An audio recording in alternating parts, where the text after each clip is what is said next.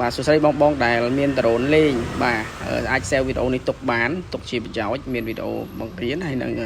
បងដែលគាត់ខ្ជិលជួសជុលខ្លួនឯងគាត់អាច share ទុកទៅថ្ងៃណាមួយបងខូចដ្រូនខូចអីអាចតាក់ទងមក SRC បានហើយអានេះគឺជាសកម្មភាពផ្លាស់ប្ដូរ motor ដ្រូន CZ05 ដែលព្យាគាត់ហបបុកញឹកហើយស្លាបវាតាគៀបមួយរបាំងណាដល់គាត់ព្យាយាមបច្ឆេះទៅវាឡោក motor អញ្ចឹងធ្វើឲ្យ motor ខ្សោយឥឡូវយើងផ្លាស់ប្ដូរ motor ថ្មីហើយយើងបានធ្វើការតេស្តច្រើនដងមុននឹងគុំសម្រាប់ហើយ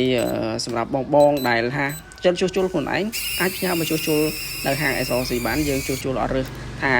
បងតតែទិញឲ្យបានពីហាងខ្ញុំបានខ្ញុំជួសជុលអត់ទេបងទិញពីណាទិញទៅទិញពីចិនទិញអីខ្លួនឯងឲ្យតែខូចតែឃើញចង់ជួសជុលតែឃើញ SRC ទៅអាចតាក់ទងមកបានអញ្ចឹង style វីដេអូម្នាក់មួយទៅងាយស្រួលថាថ្ងៃណាខូចអីអាចតាក់ទងមកខ្ញុំបានអញ្ចឹងរាល់ការងារយើងធ្វើលម្អិតបងប្អូនយើងឆែកអស់ហើយអញ្ចឹងទៅ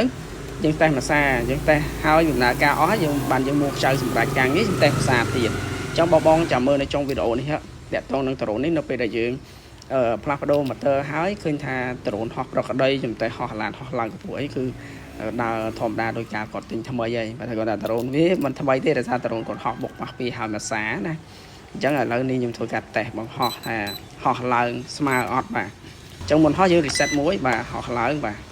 អញ្ចឹងឥឡូវយើងធ្វើការតេស្តនៅខាងក្រៅឲ្យមើលនេះតទៅពីសម្រាប់ការងារបាទ